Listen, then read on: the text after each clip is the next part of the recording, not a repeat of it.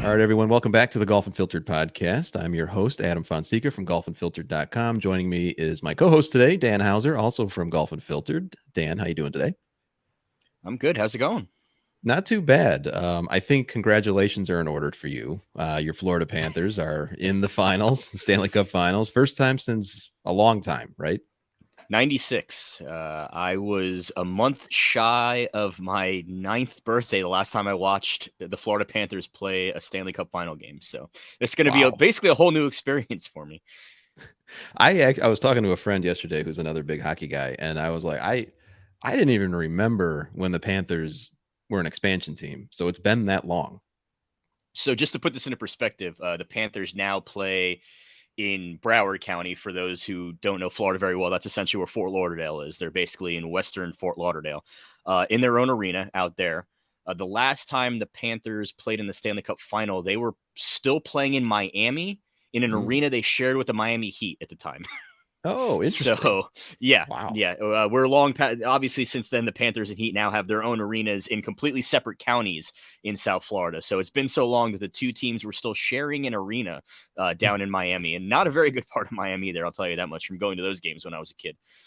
Well, and the Heat they should close out their series soon. I mean, it just seems like the Celtics have waken up. We didn't even plan on talking about NBA, but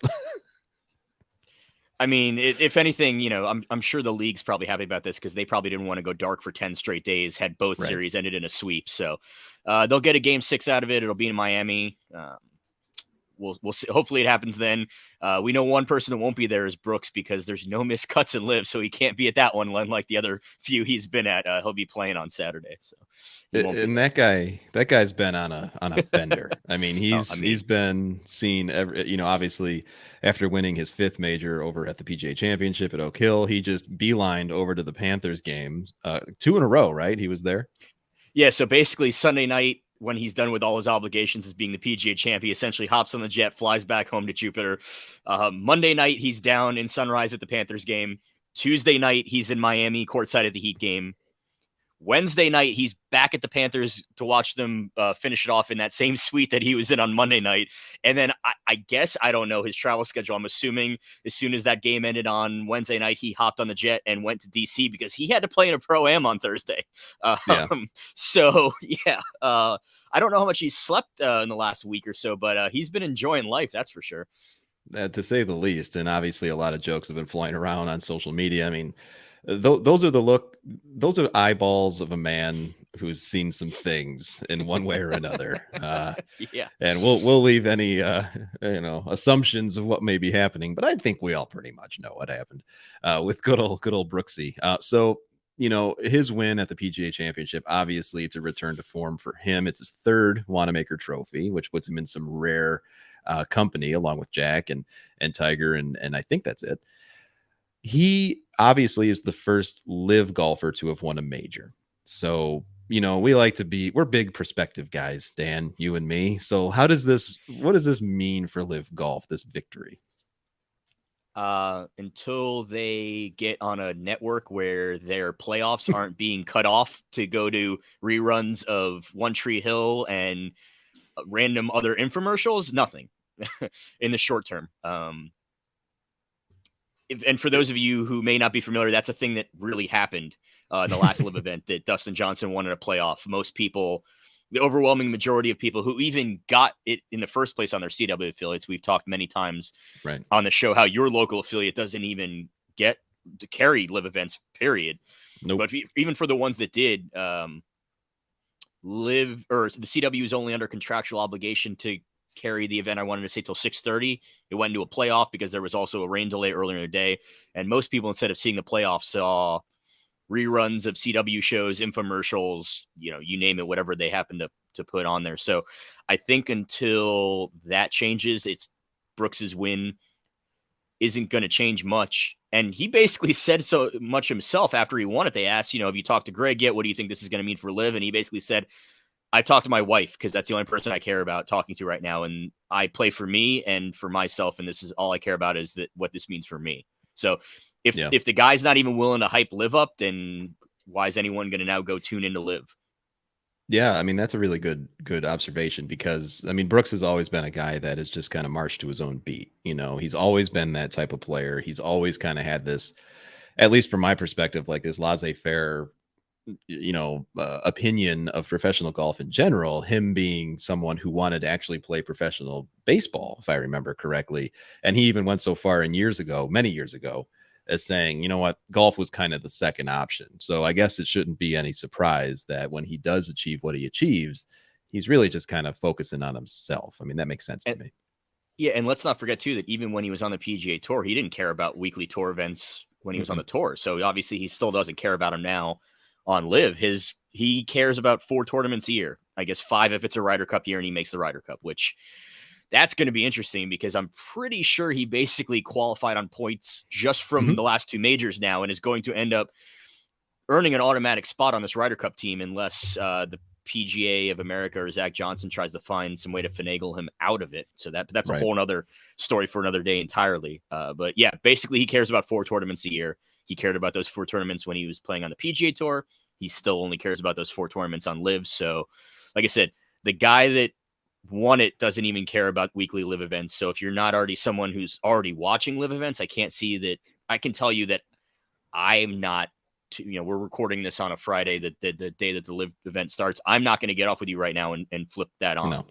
Mm-mm. But I haven't been watching up until this point. But I'm saying like I'm not going to now watch it today because Brooks won the PGA.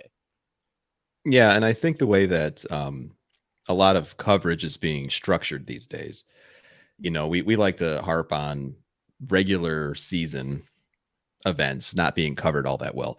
The majors are by far the ones that are covered the best, and those are the ones that people are going to tune into. I mean, truth be told, and I've said this to you many times, I don't actually watch a lot of PGA Tour golf even. It's just there's a lot of time. We joke like our last podcast episode. There's too much golf, so it's interesting then from a larger landscape perspective, from a product that, 2 guys that like to talk about golf all the time and have a website. We don't even watch every round. How do we expect, or why should we expect these players to really, quote unquote, care that much about regular season events? Or why should we be then expected to care about these extra Live events when we're not even able to keep up with every PGA Tour round? Why are Right. then we're going to also keep up with these Live rounds that sometimes aren't even on TV? I know we joke about it, but Yeah. I mean they're not. Right. Yeah. It's just a fact. And, I think it's interesting too, because I mean, the landscape of professional golf has changed many times over the last, it seems like 12 months. Every day that we think we've got it figured out, something else new happens. And with Brooks's win, I mean, this is something that from Liv's perspective should be a huge deal. As you just pointed out, and I agree, Brooks doesn't see it the same way, at least not for Liv. It's a big deal for him. But from Liv's standpoint, I mean, I could see them making the argument that this somehow validates something in their minds, but I don't know how you feel about that. Does this validate anything for Liv? Well, I will say I think that Liv got almost unlucky that Brooks was the one that won their first one because you look Hmm. at Brooks or DJ, like those are the two that are not going to say the controversial thing. They're not going to bust out the pom poms for Liv. They're going to say, "Hey, I did it. It doesn't matter what tour I play on." Hmm. Had you had somebody like a Phil or Sergio wasn't there, but somebody like a Phil or a Sergio or an Ian Poulter, these guys who've just been like rah rah rah vocal about it. Yeah, Right. I think it might have been a little bit different, and I do find it interesting too, based on with what you were just saying. Phil was the one who took to Twitter and to social media saying this is just proof that Liv is the best tour because we play Right. less and it'll keep us sharper for the majors. Like Brooks, who actually won it, wasn't the one pumping up Liv. It was Phil who didn't have a great week. I No, mean, he didn't. it's not like he was. It's if he had done that after the Masters, it would have made more sense because at the Masters he had a great Right. week. He didn't have a good week, but he was the one coming out saying, "Look, this validates Liv. Look, we all told you Liv is great. And it's the best tour, and you can play a shorter schedule, and it'll keep you more ready to go for the majors." But the PGA Tour players are independent contractors. They're not required to play the week before a major if they want to take that week off to prep and get Right. ready. Like it's not really. I mean, even before Tiger, got his injuries and was basically became a part-time golfer. What was he playing? 15, 16 events a year, including the majors. Yeah. Rory now, what does he play? 15, 16. So for Phil to say, oh, we only have 14 events. Okay, well, great. Well, before you left the PGA Tour, you were probably playing what, 15 a year?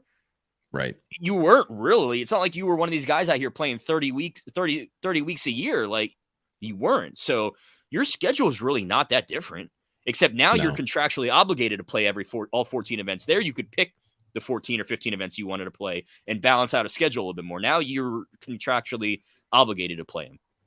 Yeah, and it's rough because for a guy like Phil, who for some reason continues to be like the de facto voice of LIV Golf, and I guess maybe LIV should be thankful for that, since Greg Norman isn't going to do it any justice. But Phil is certainly out there tooting the horn, and he's saying the things that we all just knew he would say, and it doesn't make it any less cringe. It's like, look, Brooks Koepka, Dustin Johnson, even to an extent, maybe not recently, but if Bryson ever got his stuff together, I mean, these are players that were going to perform well no matter which tour they were on. So it has nothing to, like, LIV is not developing Brooks Koepka or Dustin Johnson. They could give a shit less. I mean, it's just a matter of them finding a place for whatever rationale they have in their minds. And if we believe what Dustin Johnson was saying on Full Swing, he basically just said, look, if I can play less golf for more money, I'm going to do it. And if you don't, there's something wrong with you. Well, we know where he lands. He doesn't like to practice anyway. Brooks, DJ, Cam Smith, like these guys, right. There's a reason why these guys were able to go to LIV and not face any sort of real consequences. And that's because they are so good that they had already locked in all their major exemptions. So it didn't matter where they play. They were not going to have to scrounge together. It's not like Sergio, who had to go play in a 36-hole US Open qualifier last week to even get into the US Open and didn't get in the PGA because he's at a point. Like, these guys are so good that they already have their exemptions for, well, in some cases with the Masters, for life. But, the name of the tour with the name in the tour in the background and the golf course they're playing golf on is irrelevant. It's just a matter of where they're going to get their money from now, essentially. And whether we want to believe that the DJ Adidas parting of ways was mutual or whatnot, like, for the most part, these guys aren't even losing sponsors from it. So it's not even like they're really, like, we thought that all these guys were going to get dropped by everyone. They were going to end up with like no money anymore except for the LIV money. But we haven't really seen that. For the most part, these guys are keeping most of their sponsorship deals too. So there really has been no financial or play repercussions for those. But like you said, it's not because LIV did that for them. It's because they did that for themselves long before LIV ever existed. Yeah, absolutely. Which, I mean, would make sense, which is the whole reason why they were being courted by LIV anyway. They're not going to grab just a bunch of scrubs, So the other side of it too is, and you touched on this, and I just published something on golfunfiltered.com to talk a little bit about rumors. And I don't like talking about rumors too much. I mean, especially when it comes from Twitter accounts that are clearly just blind supporters of LIV. But this one actually had a little feasibility. And just to touch on it briefly, the players, the captains specifically for each of these golf teams on LIV, part of their understanding is that they have to literally sell the team. Like, that is something that is within their contract, and they get some equity in that. There's a rumor floating around that Nike might be interested, especially since Brooks is a Nike athlete. They may be interested in purchasing Smash Golf Club. Now, I have no idea if that's true. It's just something that's been floated for the sake of a thought experiment, I guess. Does it make sense for big brands like Nike, TaylorMade, Callaway, whomever, to purchase one of these teams?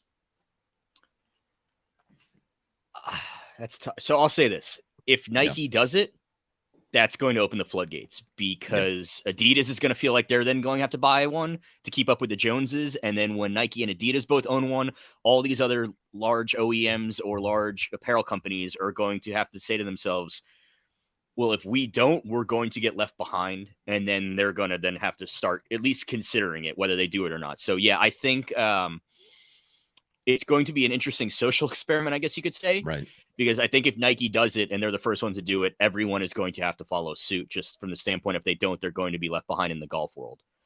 I think this was LIV's hope, is that in their minds, they probably thought, if we can get one to do it, everyone else will then follow suit because they're going to feel like they have to, and then they're going to all of a sudden get all their money. Because another, and I don't remember the exact percentages, but another interesting caveat in these contracts is that even when these captains sell their teams, LIV gets a substantial percentage of that sale fee, essentially 75%. Yep. 75. Okay, thank you. See, I thought it was around there. I couldn't remember exactly, but yeah. So it's very much in LIV's best interest to get these guys selling their teams, because LIV's going to make probably almost all of, if not all of, a good chunk of what they've had to initially put in to start this up with. They're going to get that back from when these teams start selling. Yeah, well, and it's also in their best interest as well, because it kind of like seeds LIV into different parts of culture and business. So, because I would hope that the public investment fund who funds LIV Golf, they realize that they can't just be a single entity and keep this thing going completely funded by them. They want to get it integrated within different brands like Nike and others, so that it's almost a self-sustaining thing, which of course makes it much more difficult to burn out, in the event that things don't work out. So it's an interesting social experiment. I like the way you put that, because we're going to see how things play out. And again, it's just listeners, it's completely a rumor at this point, but it does have some feasibility, considering that Nike is one of the richest companies in the world, at least in that space. And they have done things in the past where they have brought, groups of, I almost said employees, kind of the same thing, groups of athletes under an umbrella to play for a Nike tour or, a basketball tournament or something like that. It's not completely, something that we've never seen before. But that being said, another big story that I know you and I are very passionate about that came out of the PGA Championship was the legend of Michael Block. And so, it's funny because we have this group chat for you, me, and Nikki are on it, and we try to kind of think of some things to cover for GU. First of all, your impressions of the Michael Block story while he was playing the PGA Championship. Oh, it was amazing. It was the coolest thing ever. From his walk up on Thursday when he was talking to Scott Van Pelt to that hole-in-one on Sunday and his interviews afterwards, I thought, for the most part, it was the cool. At first I thought that whole asking Rory did it go in thing was a little like, okay, come on, guy. But then when you hear him afterwards explain to the fact that like he was essentially in such a state of shock that he almost didn't believe it. And I'm like, well, yeah, I can relate to that. I've never had a hole-in-one. And I'm pretty sure if the day ever comes where I do, I'm going to be in such a state of shock that I'm not going to believe that it went in either. So then, right. I was kind of like, okay, yeah, I get this. Now I just, listen, man, I'm in this world we live in with reality TV and everything. Like, you want to go get your 15 minutes of fame. I'm not one to stop you. This country is basically being run by people who are right. Got, made something for themselves off their 15 minutes of fame. Have at it, man. But like, somebody needs to, like, it doesn't matter now because it's basically over, but somebody needed to get in this guy's ear, like on Monday, and just say, hey, you don't need to go on podcasts and say that if you could hit it as far as Rory could, that you'd be the best golfer in the world. You don't need to go on CNN and Good Morning. Like, pick one, maybe. Like, I understand it's a legitimate story. Like, maybe you don't need to say yes to every single person that wants to put you in a microphone in front of you, because you are a professional golfer from the sense that you literally collect a paycheck to play golf. You are not a professional golfer, though. Like, you have not been trained or taught or been told by agents and PR people, like, not just what to say, but what not to say. And oh boy, he has said some things this week that it's like, whoa, are you hearing are you hearing yourself? What are you doing? Yeah, it's been tough. And, it's really easy for us, just to put this out there, it's really easy for us to kind of talk about, what he should or shouldn't do. But I mean, I'm in agreement with you because, there's a lot about Michael Block that on the surface, when we first heard about him on the PGA Championship, obviously he had played in many tour events. We've talked about that. You wrote an article recently that's on Golf Unfiltered that talks a little bit about his background. This is not your typical PGA club pro. Let's just put that out there. I think the exact wording I used was he's much more Omar Uresti than the guy ringing you up for your greens fees and a Diet Coke was what I said in the article to right. Put it in perspective. And that's a good comparison because Omar has actually been on this show in the past. We've talked about kind of the bad rap that he gets. And just for listeners who might not be aware, Omar Uresti played on the PGA Tour regularly for many years. If you ever saw that, and I know we've all seen the highlight of Tiger making an ace at in Phoenix at what would eventually become the Waste Management Phoenix Open. The guy that he high fives is Omar Uresti. That's the first person. So the point, though, is that Omar gets a bad rap because he is a PGA professional. He's not a PGA Tour pro. However, he still plays in very high-level events, not all tour stops, but he plays in a lot of really high-level events. He makes a good living doing it, and he doesn't really go to a club, and he's not, as you put it in your article, he's not ringing up greens fees. Like, this is a guy that will go, and there's nothing wrong with this, by the way. This is just a loophole, so to speak, in the way that PGA pros work. He pays his fees or his dues. He may give a lesson every so often, but he is completely capable of doing what he's doing. Now, I'm not saying that's what Michael Block is doing, but I wouldn't be surprised if that's what Michael Block is doing. Well, and, he had that all shucks right persona to him at the PGA Championship, and that was great.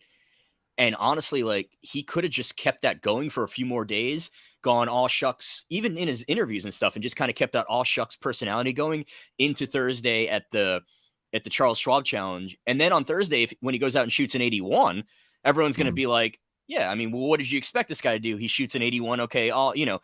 It was still a great story. We're still but to do the media circuit that he did, and then specifically to say that thing that he said on the podcast about the whole Rory thing. And then as part of shooting that 81 on Thursday, he just really struggled around the greens when he literally said, my short game is already elite. So if I could hit it as far as Rory, I'd be the best. Well, it's not elite, obviously, because you wouldn't have shot an 81 if it was as elite as you're claiming it to be. So right. I think that's what I'm saying. That goes back to, like, somebody needed to get in his ear and just say, don't do this, because he did himself no favors. And now what could have been a storyline that could have continued for another couple weeks, even, because he's also going to be playing in the RBC Canadian Open. Essentially, it's done now. It's done, dead. And when he shows up to the RBC Canadian, he's just going to be another guy who's there on a sponsor's exemption that no one's going to, the same way that nobody paid attention to or really knew that he played in 2 events already this year prior to the PGA. That's now going to essentially be what's going to happen when he goes to the RBC. Like, it's just going to be another guy in the field that no one's really going to pay attention to. Yeah. In a way, I kind of feel bad for the guy to an extent, because, all these players, they want to make it, whether they believe that or not. He's on record as saying that he doesn't want to be part of any tour. I don't buy that for a second. If you're a pro golfer, you are trying, at some point in your life, there was a dream that you were going to play on the PGA Tour. I think that's a pretty safe blanket statement for me to make. Now, that being said, he's in his mid 40s. And, he's not going through the traditional Korn Ferry Tour. I think he's played in 1 event on the Korn Ferry Tour. He's not going that route. And he still had a chance, like you said, to have that 15 minutes. He played really well. Coincidentally, he finished in the top 15 at the PGA Championship. That is no small feat. But I think maybe it's just the world in which we live, especially in the media landscape. We just find these stories and we hug, and that was the mice and men joke that I made. We hug and we coddle them, and then we just end up killing the poor thing. Is that his fault, or is that something that's just how media is these days? Yes and no. It's no secret that social media isn't kind. I know that before this week, I think before the PGA Championship, I don't think he had a Twitter account. But you don't need to not have a Twitter account to know that social media in general is going to rip you to pieces if you say even like the slightest controversial or wrong thing. So while no, like, it's not his fault that he went out and shot an 81 on Thursday to an extent, it also kind of is, because early on in the week, instead of practicing and getting ready ready to play in this PGA Tour event, he was doing podcasts and on CNN and on Good Morning America. And it's like, guy, you're not you're not a PGA Tour pro. Like, you can't afford to just not practice for 4 days, show up at a course blind and say, okay, I'm going to go shoot a 67 right now. Like, what he ended up doing aside, like, friendly reminder that Brooks Koepka actually won the PGA Championship and didn't go on the media circuit. Now, yes, he was on something else. He went to all these playoff games, and we still don't know if he slept in a week. That's beside. But I'm just saying, like, the winner of the tournament didn't even do the media stuff that this guy did, and Brooks is an actual tour pro. Mm-hmm. Whether he's on LIV or PGA Tour, whatever tour he's on, he is a tour pro. So for him to take a couple days off and then show up at a course and say, I'm just going to go out here and shoot a 67, well, yeah, you're a tour pro. That's what you do. This guy's not. You can't just show. That would be, this is very extreme, but that would be like you or I showing up to a golf course we had never really played before after having not played for a couple weeks and saying, yeah, I'll break 80 today. Well, no, you're not. No. In what world do you think that you're going to break 80? No, absolutely not. You've never seen the golf course before. You haven't picked up your clubs in like a month. And I use those, I say a month because the equivalence for somebody like him not playing in 3 or 4 days, like it might be because I could not pick up a club in 3 and 4 days and nothing would change. You know, I mean, I'm still god awful, but I'm just saying, like, I'm not of that mind frame where I think, okay, yeah, I'm just going to go ahead and break 80 today. I haven't touched my clubs in a month. Like, no. Because when you're at that level, even as a pro, like at that level, you still have to be a range rat and be hitting balls like every single day. And he obviously, when was he doing that? When he was doing all these interviews. And so I think that so yes, while it's not directly his fault, I think that it also was to the extent that he could have said and probably should have said no to some of these people because he needed to put himself in the best situation to succeed this week and he didn't. Yeah, right. Yeah, and you're right, and it felt like he was presented a choice, and he chose a path that wasn't going to set him up to succeed, like you pointed out. I mean, if this is a guy that truly wanted to play on a tour, and as I mentioned, he said he doesn't, at least in his words. Maybe you don't go on you don't accept all those invites. You know, and you have to think about the opportunity that he had for himself because yes, he's not a PGA Tour member, but he finished top 15 last week at the PGA. So even as a non-member, he gets, points. He gets non-member points the same way you would if you were on the actual tour. A good finish this week could have afforded him enough points to qualify for special temporary membership. Yep. I'm sorry. You can tell me all day that you don't want to be on a tour, but if you had back-to-back good weeks and the PGA Tour came to you and said, hey, you now have a card for the rest of the season, like... Who says no to that? It's just... He had a really special opportunity this week. And I'm not... Look, he could have practiced all day, every day, and still gone out and shot an 81 yesterday. I mentioned this in the article, too. Being a club pro and putting 4 decent rounds together at a tournament like the PGA Championship, where you basically know that if you can grind out even par golf for 4 days, you're set, is a lot different than going and playing week in, week out on the PGA Tour, where you basically have to shoot 10 under just to even make the cut, for 2 days. So I'm not saying he still wouldn't have shot anyone yesterday, but I feel like, yeah, I understand wanting to enjoy the moment, but you also got to understand the opportunity that you had.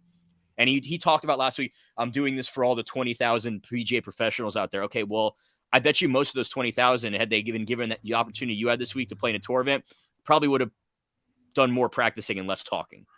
That's probably true. That's actually a really good point because, to your comment earlier about the aw shucks mentality that Block was projecting, and he was. I mean, that's the thing that encapsulates or captures rather people's attention watching on the couch. And I'll be honest, my wife and I were watching, especially following his Sunday round when he was talking to Balionis. He started crying. I had some tears in my eyes. My wife had some tears in her eyes. It was a really good, feel good moment. And as we've been talking about, as time continued, it almost seemed like, okay, this guy is more or less, oh, this is my moment. I'm going to try and soak all this up and take advantage as much as I can, as opposed to, hey, let's make this an actual true opportunity to get a card. Basically, 72 hours later, it was gone. Right. Yeah, well, you're right. You're absolutely right. So it'll be interesting. I mean, like you mentioned, he is going to be playing in a few more events coming up. He'll be playing in the RBC Canadian Open in not too long. It's a story that unfortunately will probably fizzle out if we're playing the odds here. And I know you and I are both gambling men. This is something that's going to probably fizzle out. And I don't know if it's because of him only. I don't know if it's a combination of the media circus that follows, but we live in the day and age where social media especially likes to build people up just to tear them down. And at the end of the day, though, it's been an interesting few weeks. We've got a few other interesting things coming up as well. I know that we've got this week's tournament. We've got LIV Golf that's happening. It's going to be, we're in the thick of things right now. We're in the summer months. There's going to be a lot of different things to cover. What are you most excited about right now as far as the golf world? We've got a couple majors coming up, for example. Yeah, so I think these next couple weeks are going to be really, really interesting. I know last episode we talked about golf fatigue and there's too much golf going on, but if you think about it, so this week obviously was Charles Schwab Challenge, which a lot of big names played at, coming right off of the PGA. Next week is the Memorial, which is a major invitational event, so all the big names will be there. Then you have the RBC Canadian Open, which I feel like that's going to have to be a week where a lot of these guys are going to take off. I'm going to be very curious to see what that field's going to look like. Obviously, all the RBC guys are going to have to play. All the Canadians are going to have to play. But I can't – and because the week after that's the U.S. Open. So I can't help but wonder if that RBC field is going to basically look like a glorified Korn Ferry Tour event with a couple RBC guys and a couple Canadians thrown in there, because – we talk about golf fatigue and too much golf. Like, these guys are going to have to take a week off somewhere. They're not going to do it at Jack's event. Whether it has nothing to do with the fact that it's an elevated event or a potential fine. Like, they're not going to do that to Jack. That's just, I'm sorry, but they're just not going to do it to him. Right. So they're not going to take that week off. Obviously, they're not going to skip the U.S. Open. I did find that pretty funny, where a couple of these LIV guys who didn't qualify for the PGA were like, oh, yeah, going to take this week and rest up for the next LIV event. No, you're not. You didn't get in. It's not like you were eligible to play in the PGA and you're like, you know what? I don't want to play in this. I'm going to take the week off. No, you weren't. You didn't qualify. So, But so they're not obviously going to skip the U.S. Open. So it's just I think my biggest the biggest curiosity I have, and see how it plays out the next couple of weeks, is what's this field at the RBC going to look like?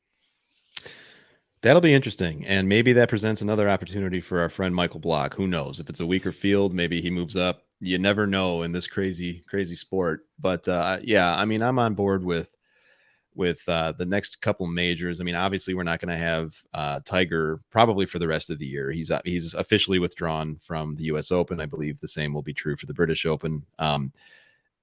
This is another peak, and it's kind of been this way for a while, but this is a peak into the post-Tiger era.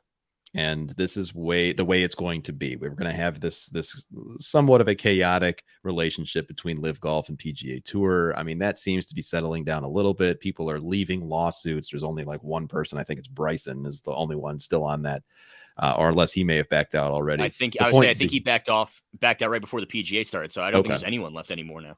So that's even dying down. I mean, it's going to be, this is the landscape of golf for the foreseeable future.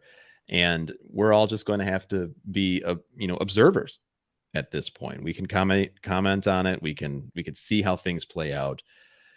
It's exciting, but it's also a little bit uncertain. So we'll sit back. We'll of course continue to cover everything that happens in the larger landscape of golf. Anything else that you want to cover before we say goodbye for this week? I think we pretty much covered all the big stories. Like you said, we've got a couple fun months coming up in front of, we have the US Open coming up. The British is basically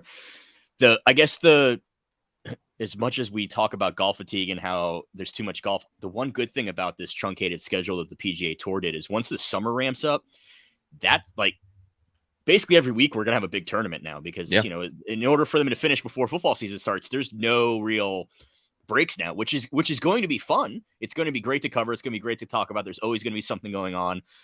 For you and I specifically, obviously, the summer months are a little bit slower on the sports side anyway. Yeah, we have baseball, but so just it'll be fun to have something else to keep an eye on every week. So I'm excited about these upcoming majors coming up and how everything's kind of just like on top of each other now. Yeah. Well, I'm excited to watch. I'm living vicariously through you with the Florida Panthers. We'll see how things happen with the NHL. Because God knows my White Sox aren't doing anything. And I don't know about your Reds. I mean, I think we're both in the land of mediocrity at this point. It's funny. We were talking about this the other day. I'm not used to not having really been able to follow baseball very closely this late into the baseball season, because by now all my, that's all I have. I don't have, I'm not used to having a team still in the playoffs this, in the NHL season. So I don't think the Reds are doing great. I'd be lying to you if I said I've been really keeping up, because I only have so much mental capacity and ability to stay awake for so much. So, right. But yeah, no, it's been a fun run so far.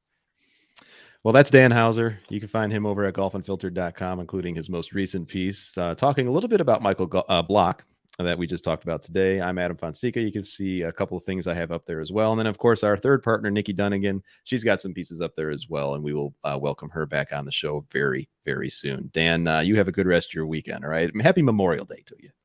You too. You as well. So.